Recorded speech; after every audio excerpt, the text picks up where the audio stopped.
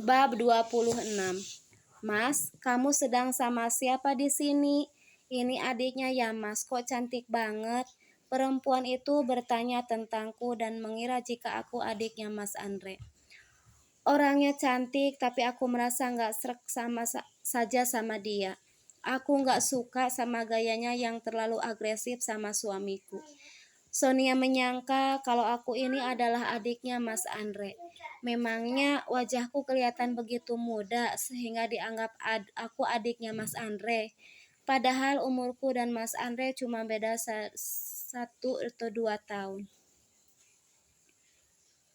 Dan sepertinya aku sama Sonia sepantaran, bahkan bisa jadi jika Sonia umurnya berada di bawahku. Ini Mas Andre menggantung ucapannya karena ia keburu disela oleh Sonia. Ya sudahlah Mas, kamu gak usah jelasin siapa dia. Itu gak terlalu penting juga buatku. Mumpung kita ketemu, lebih baik sekarang kita bahas masalah kita karena waktu itu sempat tertunda. Apalagi aku lihat sepertinya kamu sedang bersantai juga, iya kan Mas? Sonia bertanya kepada Mas Andre sambil bergelayut manja. Bukan hanya itu, tetapi ia juga menyuruhku untuk menggeser posisi dudukku karena ia ingin berdekatan dengan Mas Andre. Posisinya Cindy ingin duduk berada di tengah kami. Anak manis, kamu geser dulu dong duduknya. Kalau bisa, kamu menjauh aja dulu ya. Kak Sonia mau ngobrol dulu nih sama abang kamu. Sonia menyuruhku untuk memberi jarak supaya bisa duduk berdekatan dengan Mas Andre. Sonia ini sepertinya seorang perempuan yang tidak tahu malu dan tidak tahu sopan santun. Orang lagi enak-enak duduk santai dengan suaminya malah ia ganggu. Udah jadi orang sok tahu lagi, bilang kalau aku adiknya Mas Andre. Aku pun pergi dari taman itu untuk kembali ke kamarku. Aku sengaja membiarkan mereka berduaan, supaya mereka puas karena tidak ada yang mengganggu. Aku berjalan sambil tergesa karena merasakan mataku memanas menahan tangis.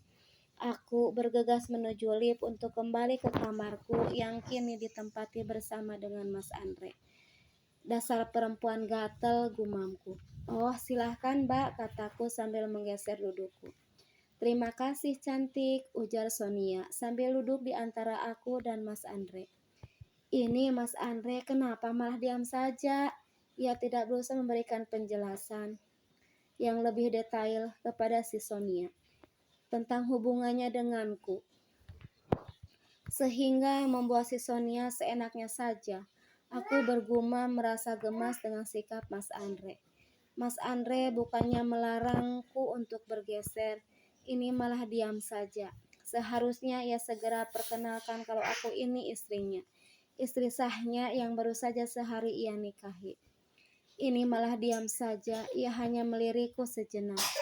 Tetapi Mas Andre tidak berkata sepatah kata pun. Apa mungkin ini sengaja kalau Mas Andre tidak mau ngakuin? Jika aku ini adalah istrinya, di depan si Sonia ini bikin aku jadi tambah sebel saja sama tuh manusia harimau.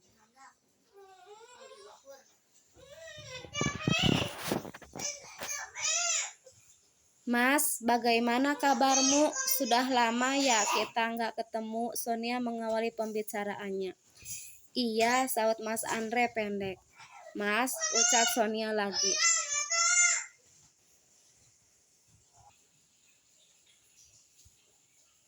Mas, bagaimana kabarmu? Sudah lama ya kita nggak ketemu. Sonia mengawali pembicaraannya. Iya, saut Mas Andre pendek. Mas, ucap Sonia lagi sambil memegang kedua telapak tangan Mas Andre.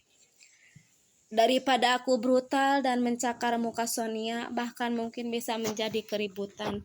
Mending aku yang mengalah. Aku akan pergi. Daripada di situ juga bete sendiri melihat kemesraan mereka berdua. Apalagi kalau harus mendengarkan pembicaraan mereka. yang mungkin isinya tentang apalah-apalah. Aku kemudian berdiri dan meminta izin kepada Mas Andre untuk pergi ke toilet. Mas, aku mau pergi ke toilet dulu. Aku pamit sama suamiku dengan nada bicara jutek, serta sambil menekuk muka. Aku juga tidak memberi muka manis kepada si Sonia. Iya dek, silahkan ke toilet yang lama ya dek. Atau kamu pergi dulu, agak jauh juga nggak apa, soalnya Mas Andre-nya mau kakak pinjam dulu. Sonia yang malah menjawab ucapanku serta menyuruhku untuk pergi. Sedangkan si manusia harimau hanya diam saja, ia tidak menjawab apapun. Hanya memperhatikanku, aku menunggu jawaban dari mulut Mas Andre, namun tidak kunjung berbicara. Aku pun pergi dari taman itu untuk kembali ke kamarku. Aku sengaja membiarkan mereka berduaan supaya mereka puas karena tidak ada yang mengganggu. Aku berjalan sambil tergesa karena merasakan mataku memenas menahan tangis. Aku bergegas menuju lift untuk kembali ke kamarku, yang kini ditempati bersama dengan Mas Andre.